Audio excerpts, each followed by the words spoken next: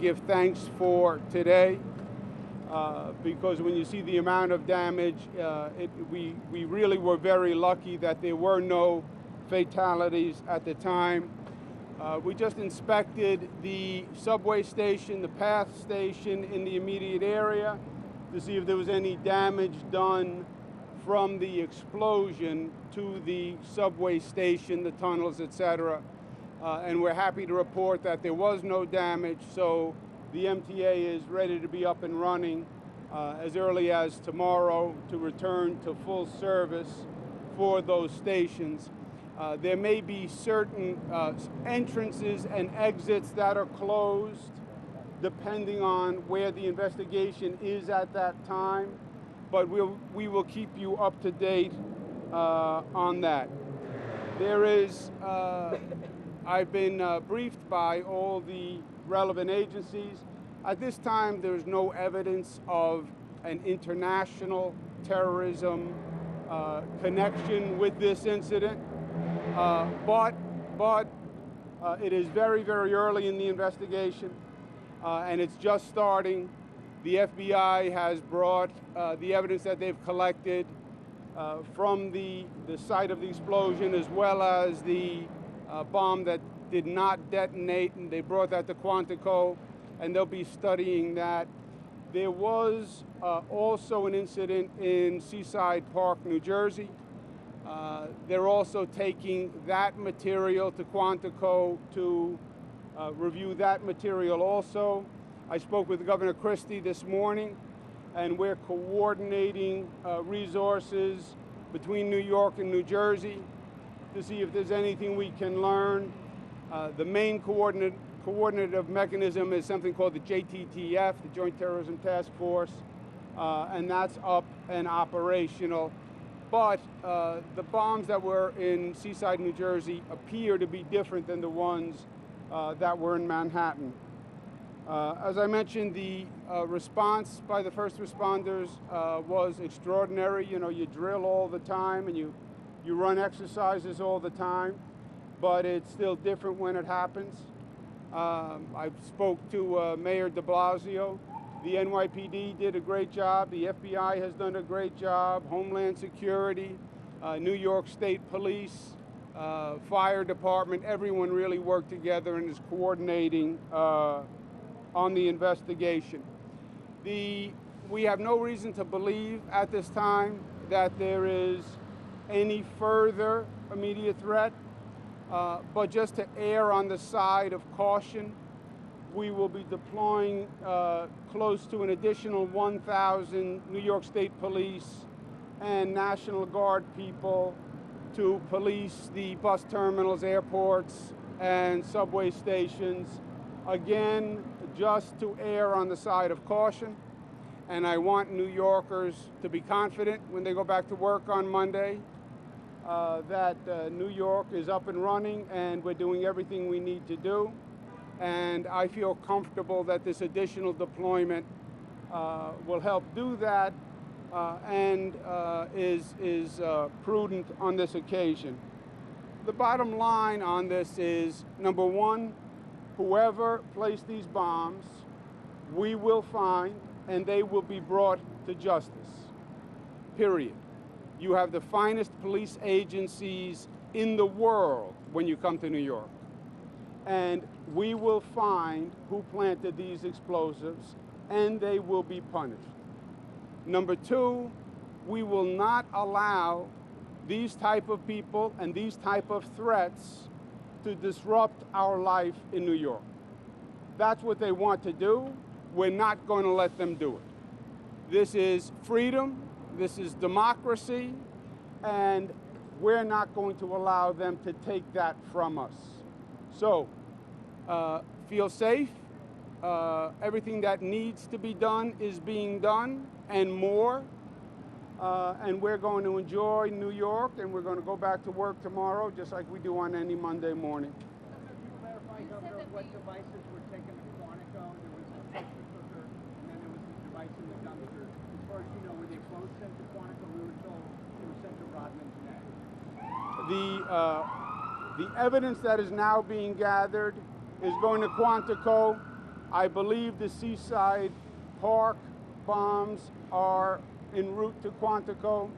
The unexploded device from New York may not yet have made it to Quantico. I'm not sure. What do you know about right here at 23rd? We know that there was that pressure, but we know that this one. They were both similar in design. But let's let the FBI do their investigation. Again, this is very early. They're just getting the devices. They're just starting the investigation. So once we get the investigation, we'll have all the facts, and then we can speak intelligently. Governor, Mayor de Blasio said last night that there was no evidence that this was connected to terror. What are you hearing? I believe the mayor was saying there was no connection with international terrorism, and that is correct. No one has taken credit. There have been no international groups that have put out any statements that are connecting them with this action. Now, it depends on your definition of terrorism. A bomb exploding in New York is obviously an act of terrorism, but it's not linked to international terrorism. In other words, we find no ISIS connection, etc. But a bomb going off is generically a terrorist activity. That's how we're going to consider it, and that's how we will prosecute it also. But the mayor's correct. There was no link at this time, at this preliminary stage, to international terrorism. So, Governor, this could still be a lone wolf act similar to the Boston Marathon. Could be, because we just don't know. We know there's been no international terrorism organization that has taken credit, but we don't know. I've been in the federal government. I've been through a number of these incidents. You can guess, you can hypothesize, or you can just wait for the facts and go from there. So we know what we know at this point, and I'd be dubious about speculating on what we don't know. All right, guys. Tell us about your feelings when you first got there, Governor. Could you talk about your feelings when you first saw the devastation that happened 2 hours away? What was the first thing going through your mind? What did you see? What was your emotion like? Well, look, as governor of New York, this is my worst nightmare, right? My worst nightmare is the phone rings late at night and there's some terrorist attack, emergency, flood, hurricane act of Mother Nature that puts lives in peril. So this is the nightmare scenario, or one of the nightmare scenarios. And your mind immediately goes to, was anyone hurt? Was anyone killed? And luckily, depending on how you look at it, 29 injuries, but no fatalities. And when you see the damage, I think we were fortunate that there were no fatalities. And when you see the site itself, it just confirms that. This was a significant amount of damage. The property damage on both sides, but the force of the explosion, you can see it down the block, it was across the street. There's glass everywhere, shrapnel everywhere. So that we didn't lose anyone, we were fortunate. And then the second response is, we're not going to let them win. We're not going to let them win. What do they want? They want to instill terror. That's what they want. They want to make you afraid. They want to make you worry about going into New York City or New York State. They want to make you worry about going across a bridge or a subway. We're not going to let them instill fear, because then they would win. So we have the best response team on the globe. It's here, it's working. The best protection team on the globe. On the side of caution, we'll be adding close to an additional 1,000 National Guard and state police, just to make sure people know that we're on the scene and we're on the job. And life will go on in New York just the way it did the moment before the bomb exploded. We're not going to let them win. Are you saying that the two devices were similar in nature here at 27th Street? Not that I know of. Are you saying that the one here was a pressure cooker similar to 27th Street?